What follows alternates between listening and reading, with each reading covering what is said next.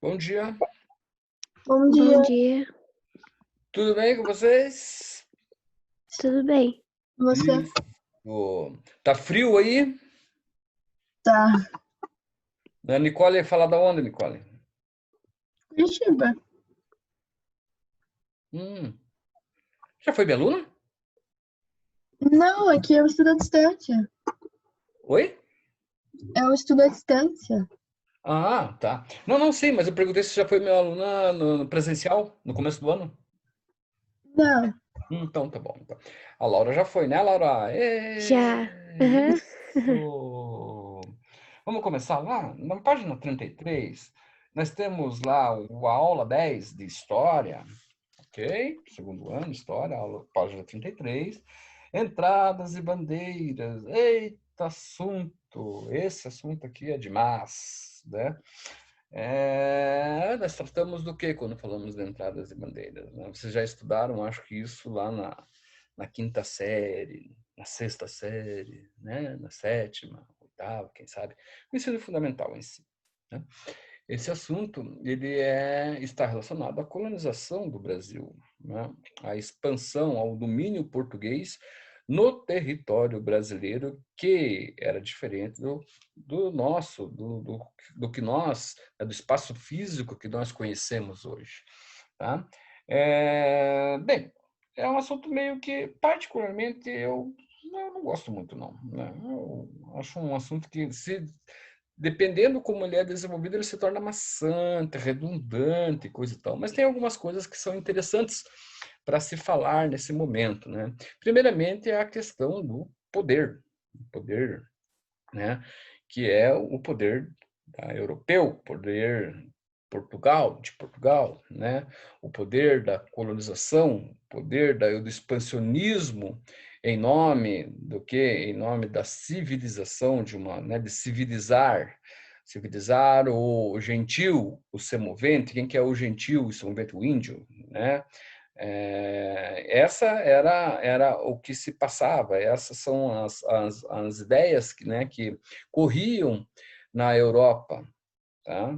É claro que quando nós entendemos, quando nós passamos a entender a história do Brasil, diante desse ponto de vista, nós criamos um senso crítico para se falar sobre isso, para mostrar sobre isso e para vocês absorverem isso, né?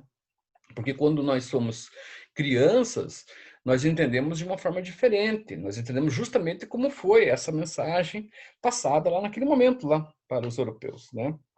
Ou seja, o que estava acontecendo aqui estava acontecendo em prol ao bem, né, de uma sociedade, né, de uma construção de uma sociedade futura, né, de uma melhora da vida das pessoas que aqui não conheciam Deus, por exemplo, né?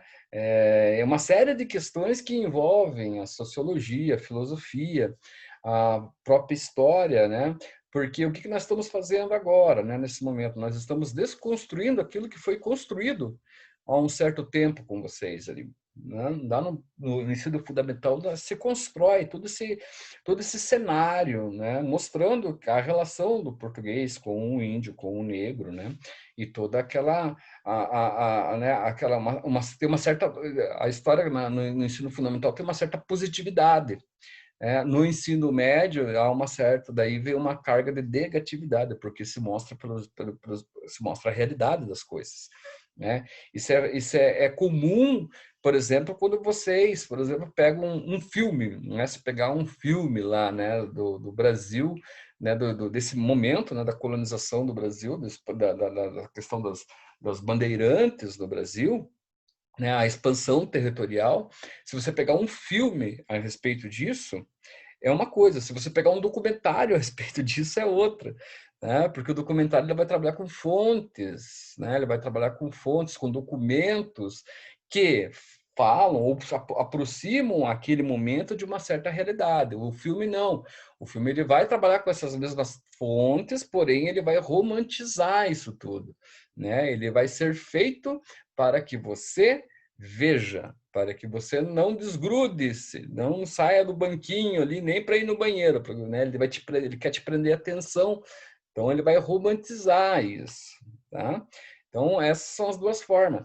Nós vamos ver hoje, agora, né, a partir dessas aulas aqui, nós vamos ver com um lado mais documental, ou seja, como aquilo aconteceu de fato, né, de que forma aquilo aconteceu e como aconteceu, tá? Então, lá embaixo, lá, nós temos lá a introdução a respeito. Não vou colocar lá embaixo, não, vamos colocar lá na segunda coluna, lá em cima. Então, o que foi essa tal de entradas? Vocês têm um quadrinho ali, ó, onde esse quadrinho fala ali, ó, mamelucos conduzindo prisioneiros índios, né? Prisioneiros indígenas. O que são mamelucos? Mamelucos são uma miscigenação já, né? Então, nós já temos aí boa parte de um Brasil, nós estamos falando do século XVI, final do século XVI, século XVII, século XVIII. Então, nós já temos no Brasil 3 culturas, né, se relacionando, tá? Tendo contatos, tá? Se miscigenando, se misturando, né? Então, nós temos ali o português, o índio, tá? E a vinda cada vez mais, né, de negros aqui. Tá? Então, o mameluco ele é uma miscigenação entre o branco e o negro. Tá? Então, essa miscigenação vai, de uma certa forma, né, vão ser bastardas, né? Provavelmente os filhos desses brancos são bastardos, né? E esses mamelucos, essa cultura cresce num ambiente onde a violência é quase que banalizada. Tá? A história do Brasil é uma história violenta. Tá? E continua sendo, né? Porque toda a nossa, tudo que conduz, o que faz com que a história do Brasil se movimente, tá? Ela se faz de uma forma violenta. Só para vocês terem uma ideia, a escravidão são 400 anos, né, de escravidão. 400 anos de escravidão que nós queremos resolver com questões sociopolíticas e econômicas em 20, 30 anos. Então fica difícil quando você pensa sobre isso tudo, né, com relação ao seu passado, tá? Então, para eu não divagar muito, não sair do conteúdo de vocês, senão pode, né, tem que aplicar aqui a tal do conteúdo de vocês, então eu vou fazer uma leitura e vou explicando para vocês, tá? Então, as entradas e bandeiras ali, como ele coloca ali, ó, né, organizados a partir das ações dos vicentinos ou paulistas, foram fundamentais para o alargamento das fronteiras do Império Português na América, na medida em que ultrapassavam os limites territoriais definidos pelo Tratado de Tordesilhas. Então, o que você tem lá? O que é o Tratado de Tordesilhas? O Tratado de Tordesilhas ele foi assinado entre Espanha e Portugal em 1498. Né? Estranho, porque o Brasil foi descoberto em 1500. Descoberto não, né? A chegada dos portugueses aqui foi em 1500. Como pode ter um tratado dividindo o que é de uma cultura e o que é de outro, ou o que é de um reino ou o que é de outro, sendo que, né, só 2 anos após chegariam os portugueses aqui. Então, aí há né, um momento, né, da historiografia que nós interpretamos da seguinte forma. Né? O que foi nos passado foi, de uma certa forma, ocultado. Tá? Então, quer dizer que a chegada dos portugueses, ou aquele romancismo dos portugueses descobrindo o Brasil, de uma certa forma, não existiu como foi exatamente. Na verdade, né? Os portugueses já sabiam onde iam chegar, já vieram com a intenção de tomar o poder. Então aí começa a nossa história, né? Ela já começa numa falcatrua. Na verdade, a gente fez, mas o Brasil é uma falcatrua, né? Na política, sempre foi na política, na história, há 500 anos sempre aconteceu isso. Tá? Então, essas entradas aí de bandeiras aí, né, esses bandeirantes, eles passam a interferir no espaço onde não eram dos espanhóis e não dos portugueses, eles vão adentrando os interiores. Tá? Só uma pequena ressalva aqui, para eu para eu me posicionar aqui a respeito dessas aulas aqui. Ó, a partir da semana, fora esse final de semana, a partir do outro, eu vou reprogramar as minhas aulas, né?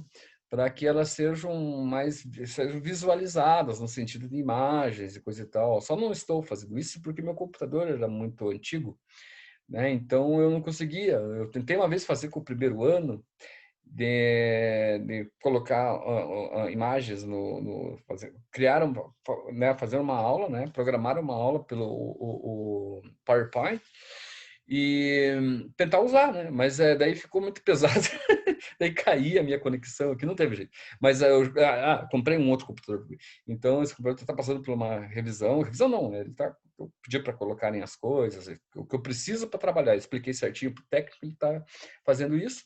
E logo, logo nós vamos ter uma aula mais visual, né? Para vocês terem um conteúdo não só de áudio, mas de áudio e imagem, tá? Mas se pensar, por exemplo, o Brasil é pensar, né? O Brasil dividido, né? Verticalmente, tá? Metade dele. Metade, é pensar América do Sul, né? Então, por exemplo, aqui na nossa região pertencia aos portugueses, aos espanhóis e não aos portugueses. E com essa entrada, as bandeiras, agora fica mais fácil vocês entenderem, essas fronteiras foram ultrapassadas, né? O que prova, por exemplo, a nossa própria cultura, né? Se você pegar, por exemplo, vamos colocar lá Rio Grande do Sul, por exemplo, né? O Rio Grande do Sul é característico, né, de uma cultura espanhola, né? Até o sotaque, a fala, né? A dicção, o tu, o ti, né? Aquele sotaque mais cantado, né? Do que o sotaque, por exemplo, baiano ou mais do extremo norte do país, né?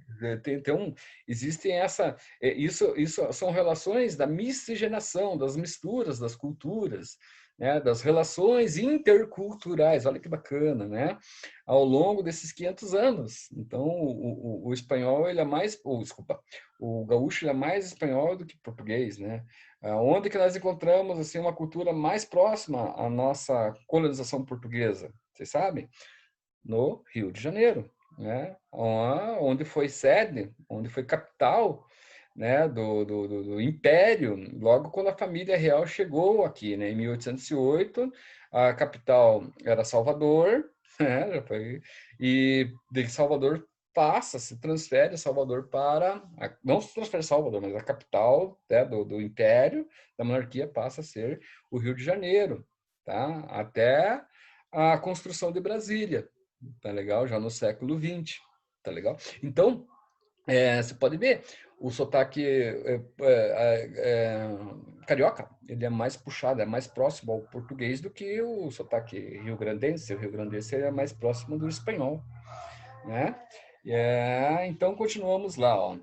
Entre os objetivos, né? Então, a questão das entradas e bandeiras, né? Retomando o nosso conteúdo lá, entre os objetivos dessas expedições estava a captura de índios, decorrentes das necessidades dos colonos de São Vicente. Neste caso, a captura de índios também atendia às necessidades de produção de subsistência dos próprios colonos e não necessariamente apenas o interesse da lavoura canavieira, introduzida no Brasil a partir desta região. E, posteriormente, o Nordeste, com o desenvolvimento da cultura canavieira. De acordo com o conceito definido pelo historiador Ronald Weinfels, o termo bandeirante, Ronald Weinfels é um historiador contemporâneo na nossa época, né, um excelente historiador do Brasil, tá? Bastante específico, ele trabalha bastante a questão da miscigenação, é interessante você ver o Weinfels, ele tem vários vídeos, né, do Weinfels, Ronaldo Weinfels, no YouTube, tá? Sobre histórias peculiares, o que é, ou seja, como essa miscigenação, o resultado dessa miscigenação no Brasil para os dias atuais, né? O resultado dessa miscigenação no Brasil para com a questão da cultura afro-brasileira, dois, o Ronaldo Weinfels e o Luiz Motti, dois historiadores que trabalham, tá? Trabalham, não, buscam, claro que através do trabalho, mas buscam as nossas origens conforme elas realmente aconteceram, conforme as premissas dela, né? E não aquela ideia que se tinha de que branco com negro dá mameluco, como ele coloca ali em cima, né? Índio com branco dá isso, branco com índio dá não sei o que tem. Entende? Ultrapassa essas questões que são simplórias, né? Eles vão se aprofundam mais no assunto, na ideia, tá? Então, o Ronaldo Vanfas ele vai fazer o seguinte, ó, qual que é a referência do Vanfas ali a respeito, né, dessa questão dos bandeirantes lá, ó. Refere-se aos aventureiros, especialmente aos paulistas, que participam das expedições armadas pelo Brasil ou pelo interior do Brasil entre os séculos XVI e XVIII. Inicialmente, as bandeiras eram organizadas para combater estrangeiros e indígenas. Depois se dedicaram ao apresamento e cativeiro dos índios e à busca de minas auríferas e pedras preciosas. Então, Ronaldo Vanfas ele resume a aula, né? Primeiramente, essas entradas e bandeiras, elas sim, eles expandem o domínio português, mas tem um objetivo para isso. Não é assim apenas expandir o território. Por quê? Porque aqui a colônia, o Brasil, ele era uma colônia, tá, de exploração. Então, o que se explorou primeiro foi o pau-brasil. Segundo, dividiu-se em capitanias hereditárias para explorar a terra, uma concepção europeia medieval, ou da Idade Média, né, relacionada à economia com a terra. Terceiro e mais importante, talvez, eu acho talvez primeiro, mas vou colocar como terceiro, a busca do ouro, né? A velha lenda de Eldorado, né? Que vem já dos espanhóis, do domínio espanhol pelo norte da América do Sul, descendo. Então, aqui também tinha essa lenda da cidade de ouro, né? E isso foi de uma certa forma comprovada pelos próprios portugueses, né? Quando os índios mostraram lá uma pepita de ouro lá, né? E mostrando que o território existia aquele tipo de minério, né? Os caras ficaram tudo loucos, saíram em busca disso. Então eram três os objetivos, né? Outro também, o objetivo que ele cita aqui é o apresamento. Esse apresamento de índios, primeiramente, servia como uma defesa para o território, porque os índios, num determinado momento, a partir do momento que eles passaram a perceber que a relação do branco, né, do homem branco, com eles não era uma relação de benfeitoria, não tinha nada de bem ali, tá? Eles passaram a se proteger. Por quê? Porque o português, na verdade, ele passou, houve a pretensão de escravizar o índio. Ele foi defendido pelos jesuítas, né? Os jesuítas falaram, peraí, não é bem assim, né? Como assim escravizar o índio? Sendo que ele não conhece, por exemplo, os valores, né, do ser humano com relação a Deus. O índio não conhecia isso, né? A relação que ele tinha com a divindade era uma relação com a natureza, coisa que o português estava destruído. A primeira coisa que ele faz aqui é derrubar pau-brasil aqui, né, cara? Desmata tudo e leva para lá, né? Como moeda, praticamente. Naquele lá, o Brasil, ele valia dinheiro, né? Pela árvore ser uma árvore que, pela a seiva dela, né? Aquela seiva cor de brasa, servia para tingimento de tecidos, tá? Então, ele destrói o espaço, ele destrói a natureza, ele destrói aquilo que é divino para o índio. Então, o índio já começa a olhar com uma certa estranheza, né? É a mesma coisa vocês, nós, né? Termos a crença em algo que para nós significa, né, importante, é importante para a nossa cultura, de repente chega alguém aqui e destrói, fala, olha, isso aqui não é isso aqui o que vocês acreditam não tem nada a ver com, você tem que acreditar nisso aqui.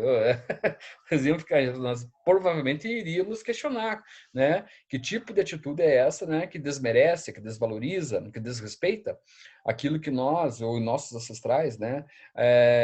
Acreditamos há tempos, né? Então tem tudo isso. Então os índios começam a se tornar arrédios aos portugueses, né? E começam, e claro, né?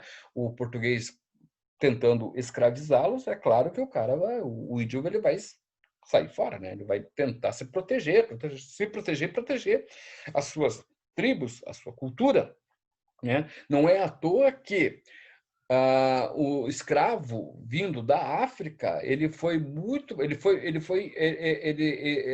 a ideia de se trazer o escravo de um continente para cá foi bem aceita justamente por quê? Porque o escravo, o africano, ele não conhecia o território que ele estava chegando. Era tão novo quanto com os portugueses, não conheciam o território. Tá? Então, o índio era difícil de escravizar. Por quê? Porque o índio conhecia onde morava. Lógico, é espaço dele. Então, era difícil manter ele em cativeiro, porque ele fugia e depois voltava e ainda libertava outros ali, né? E o africano não, se o africano não conhecia aquela região, né? Toda vez que as possibilidades dele fugir do seu estado de escravidão poderiam ser danosas, poderiam ser dolosas, né? No sentido do quê? No sentido de existiam muitos animais ferozes, né? Ele poderia morrer de fome, tá? Ele poderia ser capturado por outra tribo indígena, porque nós estamos falando de um mundo, de um contraste, de um mundo em contrastes. Né? É como se hoje o tal do alienígena, né? O hominho de 1,5 metros lá com um olhinho grande, né? E de cor verde, passasse a interferir no nosso espaço, né, em grandes números. Como será, de que forma que poderíamos interagir? E o pior de ser um hominho verde se pintasse um hominho vermelho ainda, né? Já imaginou que loucura não seria? Imagina a cabeça de um índio, de um ser vivo, do homem, que conhecia seu espaço, a sua natureza, e de repente chega a cor branca na frente dele, e depois a cor negra na frente dele, né? Ele não ia entender que faz parte, que faz, né, que tudo, que quem está naquele espaço ali, as diferenças ali, estão relacionadas com o ser humano. Ele não entendeu isso, ainda mais quando o português chega aqui, certo? E interfere, né? Subestima, submete ao trabalho, né? Dizendo que aquilo são valores que eles têm que acreditar, que eles têm que aceitar. Sendo que o índio não precisava disso. Ele vivia num espaço onde esse espaço servia-o, tá? De uma forma, em todos os âmbitos. Tá? Ele não existia, não tinha o porquê trabalhar, porque a natureza era abundante para que ele tivesse uma vida boa. Né? A caça, a pesca, frutos, etc. Não, era um paraíso, né? Não é à toa que muitos portugueses que vieram para cá e escreveram a respeito do Brasil dessa época, tá? Consideraram o espaço físico, o lugar, como um paraíso. Então, essas entradas e bandeiras, elas foram feitas, né? Por quê? Pela expansão, né? Pela ganância dos europeus, principalmente dos portugueses, né? Em se encontrar ouro, em aprisionar índios, tanto para vamos colocar assim, para a segurança, né, da época, da segurança dos portugueses, quanto para torná-los escravos também. Tá? Então, a entrada das bandeiras ela construiu um parâmetro, um modelo, tá? De quê? Né? De uma sociedade, certo? Sempre em constantes aflitos, né? Ou melhor, desculpe, constantes conflitos, sempre em constantes conflitos. Tá? Nós vamos viver esses conflitos, essas classes sociais pautadas exatamente nessas três culturas, branco, negro e índio, que vai até os dias de hoje permanecer, de uma certa forma. Tá? Você veja, nós interferimos tanto no espaço dos índios, que hoje tem índio no nosso espaço, só que de uma forma totalmente precária. Se vocês andarem por Curitiba, em algumas regiões de Curitiba, por exemplo, a Praça Tiradentes, tem lá, né, índias, né, geralmente ali, com artesanatos vendendo a preço de reais, lá, 2, 3 reais, lá, para não passarem fome. Né? Nós interferimos, essas entradas e bandeiras deram certo. Né? Por quê? Porque nós interferimos em todo o espaço indígena, tá? Em todo ele. Aqui perto de onde eu moro, na minha casa, vocês acho que não sei se o Pedro é de Curitiba, mas aqui próximo onde eu moro, que eu moro numa região afastada de Curitiba, região metropolitana, existe uma reserva indígena aqui, tá? Próximo que eu digo, uns 20 quilômetros, mais ou menos, né? Existe uma reserva indígena aqui. Essa reserva indígena é a mesma coisa que você ir, certo? Uma favela que não tenha saneamento básico, que não tenha, não tenha a interferência do lado positivo, né? Do poder e do Estado. Os caras estão largados lá, meu. Você tem, lógico, tem que ter uma autorização para entrar e tudo mais, mas a comunidade em si, tá? Ela é uma comunidade pobre, tá? É uma comunidade frágil, né? Vulnerável. Né? Até, inclusive, agora nessa época de pandemia, se tem, né, os órgãos competentes exigiram, né, do Estado que houvesse, né, um acompanhamento para que não chegasse mais pessoas lá, para que não chegasse pessoas de fora daqui da comunidade, para Deus o livre não criar um surto pandêmico dentro daquela comunidade ali e morrer todo mundo.